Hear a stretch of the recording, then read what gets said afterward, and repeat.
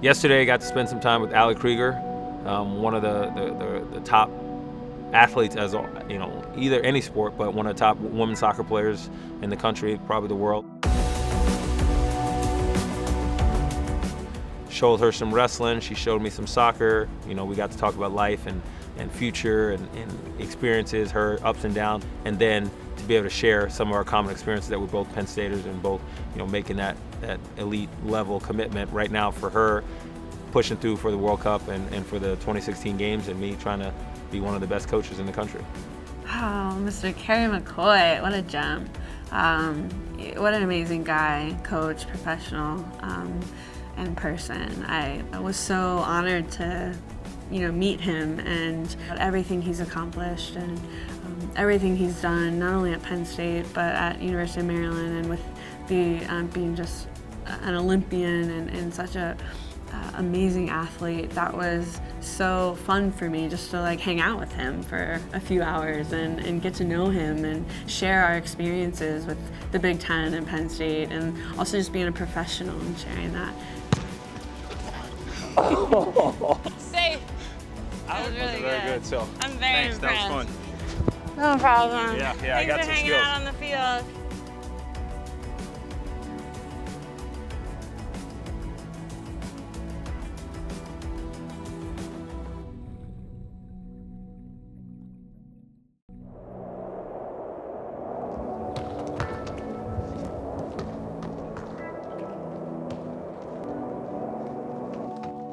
Get ready for Krieger. Gonna take her over there. She's gonna show me a thing or two. Hopefully I don't embarrass myself, but we're gonna go out there and see if this old dog can learn some new tricks. I think Krieger is a stud. Obviously I'm a little bit biased because she's a Penn Stater, so we have that connection. Penn State women's soccer dominated the conference for a long time while she was there.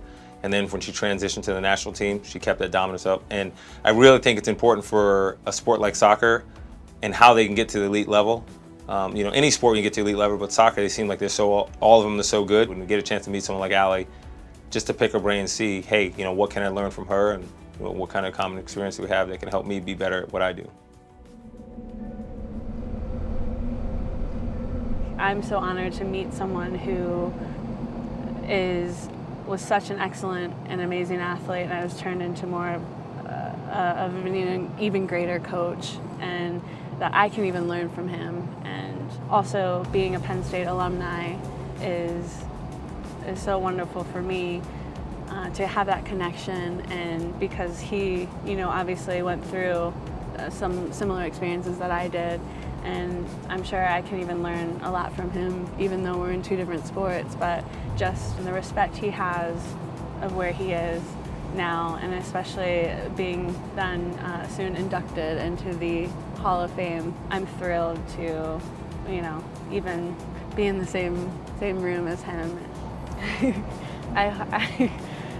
I have somewhat of an idea. I hope that I'm going to be teaching him more about soccer than he's going to be teaching me about wrestling, because I don't know how good of a wrestler I am. I can show him some moves, but I've never wrestled in my life. So we will see what happens. Hey, Allie. Hi. How are you? Great. So good to see you. So How's nice everything? To meet you. Everything's good. Is it a How fun are day you? so far? Yeah, it's been busy, Yeah, but I a know lot about of it. fun. Yeah. But I'm honored to meet you. Yeah, me too. Same here. It's exciting. It's gonna be a fun time. Yeah, So, it's gonna be great. yeah. You ready to go learn some wrestling? Yeah, as long as you're ready to go learn how to kick a ball. Well, I guess we feel the same way about it. Yeah, So. we'll figure it out. All right. Cool. Well, let's do it. Yeah, let's go.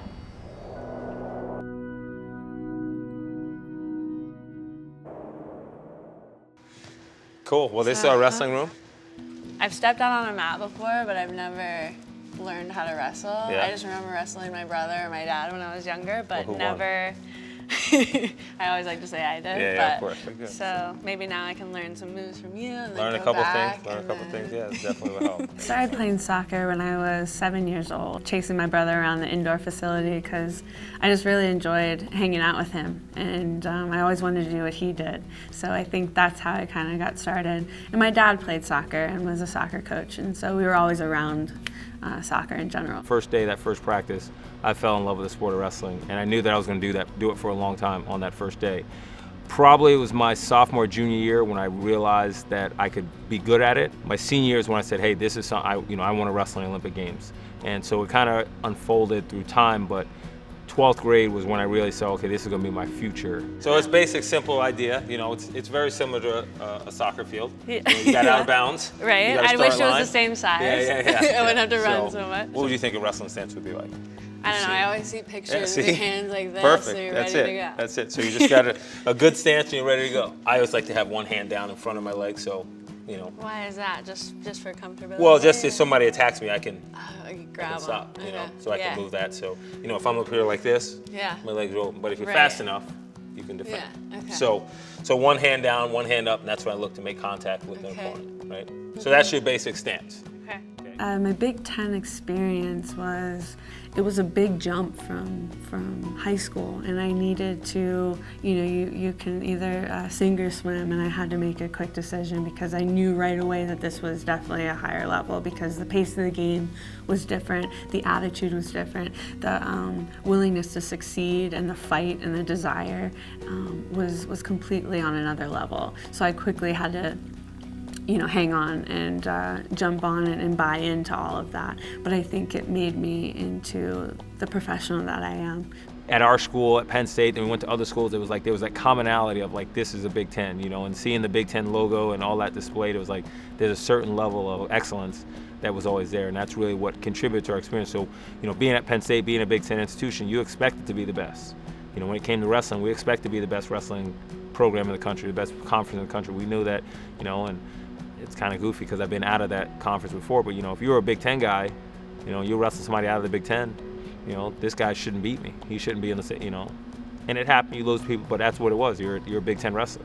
And that's just one of the things, and I think that's a way across the board a lot of the sports felt like, hey, we're the best conference in the country, let's go out and prove it. So right here, so you get in your stance, right? And you're gonna grab the dummy, just your opponent. Okay. And what I do is I would pull his head down. Okay. Right? And that's just a good thing about this machine. It pops back up like your opponent. So right here. And then when he pops up, now I'm going to take my shot. And I shoot right through the arms. Okay. And there's my double leg. I catch him here, catch the chin. Yeah. Then I pull down. As I pull down, if I want to shoot, I can go to a shot. Okay. If I want to lock up a cradle, okay. That's another position. That's probably one you can get on your brothers. Yeah. Cradle them up. This is good to know. Yeah, so this is what you do with your brother. You go and you grab, say, hey, buddy, how you going? You go, you snap down and go. Yeah. And then you can cradle them up. And then, okay. So, now your arms may be a little bit shorter to get into a cradle. So is it not over? It's... Yeah, when you pull it down, you bring this arm. And then... Yeah, so now you got your shoulder there. Oh, that might be easy. Yeah, oh, look at you now. Okay, all right. I see. She's advanced level now. Yeah. See, you're just going through. You're picking all kinds of stuff up. So, yeah, so that's, those are ones. And now this one, I'll show you. I'll do it with you. Because this is the one you'll get your brother with all the time. Okay. So this one's called an arm drag. Now these are a lot of different things you can do. It's just like you come in and you say you want to shake his hand, right? Yeah. Okay. But instead of when he shakes, he goes out shaking your hand, instead of grabbing it like this, see if I go here, I go like this. Oh, okay. And now you got him. Okay. So you're like, hey, how's it going, buddy? And then switch. But that's what they do, right? You don't realize how difficult, another sport is until you actually try it. And I think that's what opened my eyes because wrestling is just so demanding. I think I was exhausted after, one little move that he showed me. I was dripping sweat and just exhausted. So it's so demanding in such a high intensity sport that I gained so much more respect. She picked things up. I joke with her. She picked things up, better than some of the guys that have been doing this for a long time. It's our sport is relatively simple in its foundation, but there's some intricate things. And just being a great athlete, she was able to, figure out where to put her body and how to do this and how to do that, which if she started to really develop, I think I can, once you get done playing soccer, I think we'll get a trainer for the Olympic team in wrestling. I'll tell you what, I'm glad none of my guys are here to see this because they'd be pretty embarrassed right now. You got up there faster than half the guys on our team. That's pretty good. Oh man, the workout with Kerry. I'm done for the week. That was pretty good. Yeah, that was pretty good. That was really good. Awesome. Good job. That was fun.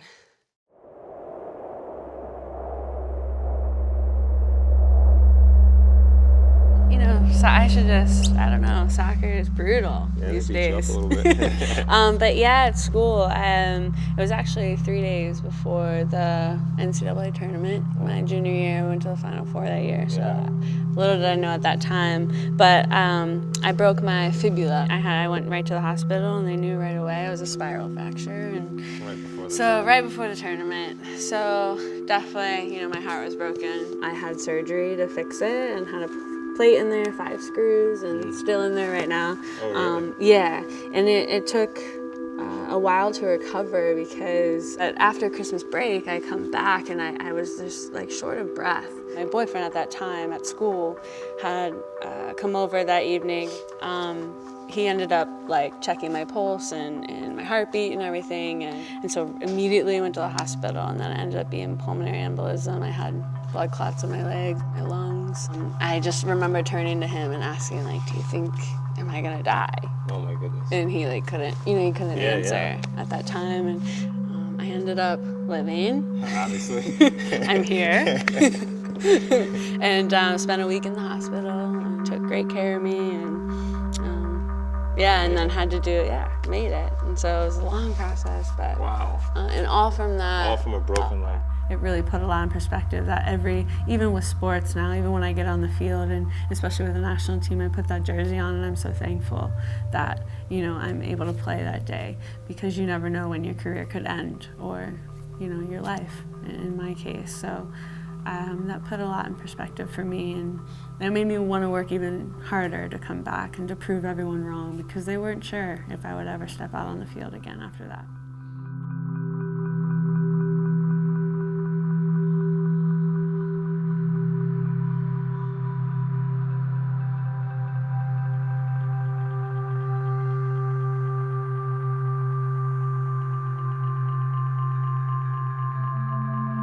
And so they took me off the field, it carried me off, and then the next day I got an MRI and found out the news. So it was a difficult time for me. But luckily I was with the team, because that support was the support I needed at that time to keep positive. I'm so interested in this because I was right there at the door before my injury, but how is it to be an Olympian? I just think that just motivates me so much, and it's so inspiring, and just wanted to know the feeling. And with my first Olympic team, it was complete tunnel vision, 100% focus. It was just train, sleep, eat.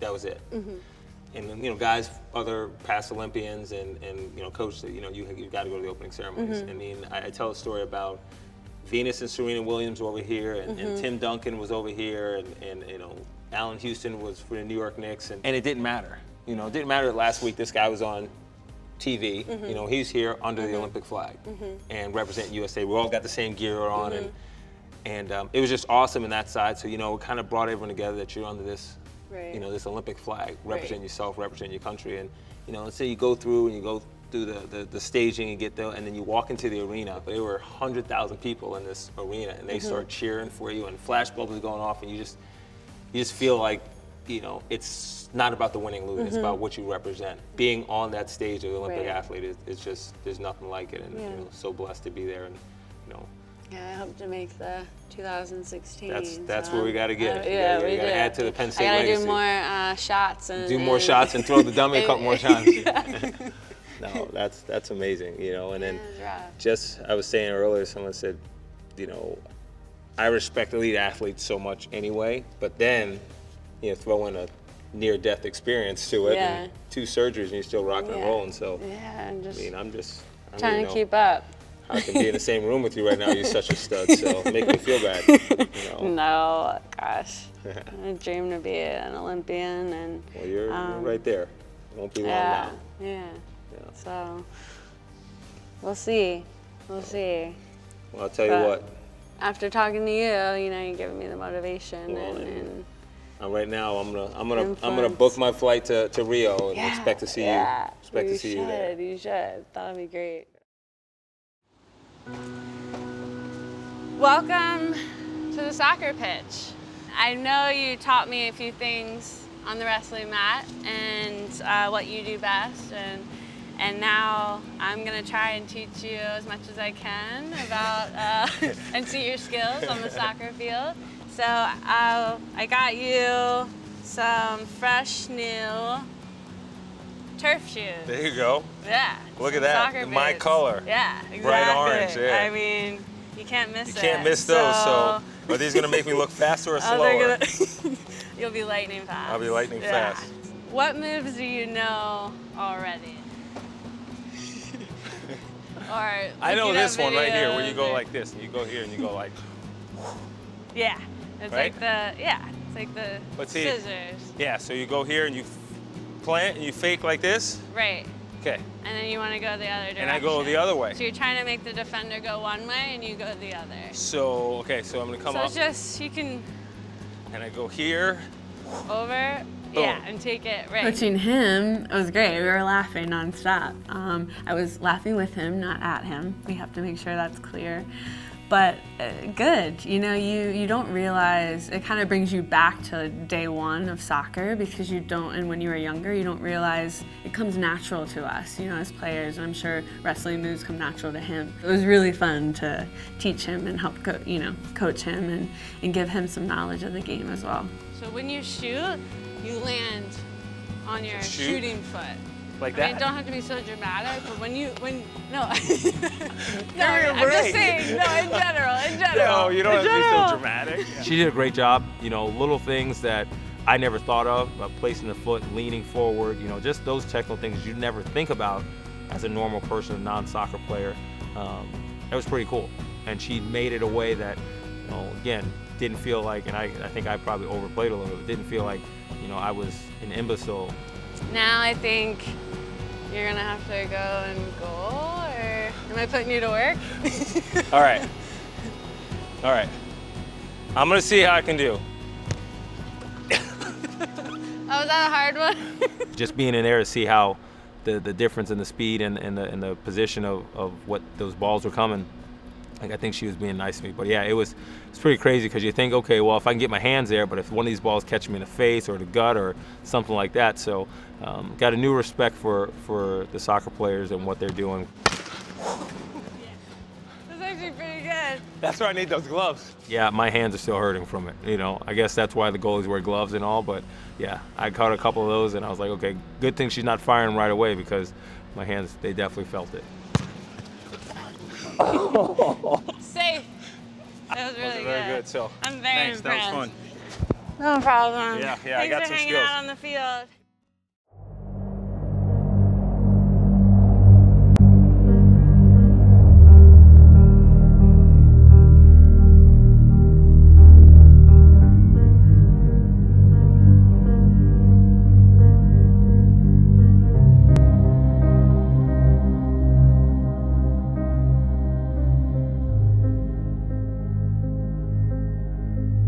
She's one of the best at what she does in the country. To be strong and tough and be able to come through all the adversity that she's come through, and then to have that success and be able to go out there and compete at a high level, all those things are great characteristics that, you know, for anybody to learn, but especially for young girls to look up to and what she's doing. So yeah, on all counts, she's definitely someone that I would be really proud to have both my kids, especially my daughter, look up to. It's a pretty simple thing. I hope her happiness. I wish for her to be happy and enjoy what she's doing. I want her to make the World Cup team and win a World Cup championship, and then make the Olympic team and win Olympic gold. In the grand scheme of things, gold medal, silver medal, no medal at all, you know, that's not going to change the person you are. It's just a part of the experience. Being proud of what you're doing, being able to be a good role model, good person, and you know, enjoying what you're doing every day. And that's what I wish for her. But you know, I want to see her get that championship and be able to hoist that trophy above her head and bend down and get that medal put around her neck.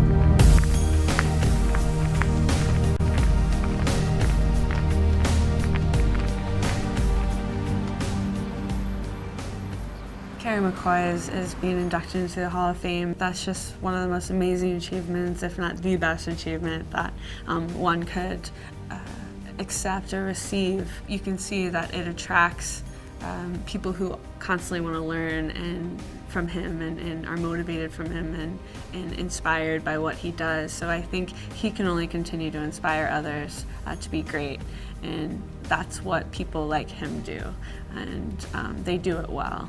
And I see him coaching for a long period of time until he, you know, wants to remove himself from that. I think to myself sometimes too that there's more to life than soccer, you know. So you do your job, you do it well, and then there comes to a point where then, you know, you part away from that, yet you still try to inspire others to want to be great and to succeed. And I think he's continuing to do that. When you do something, just make it better than it was before you got there. And that's all I've been trying to do with this. So, you know, there's a lot of great people that helped me to get here, and hopefully I'm able to help other people. So, you know, my last thanks is to the sport of wrestling. Thank you for loving me. Thank you for making me better, and I hope I made you a little bit better from my experience. So, thank you for everything, and have a great night.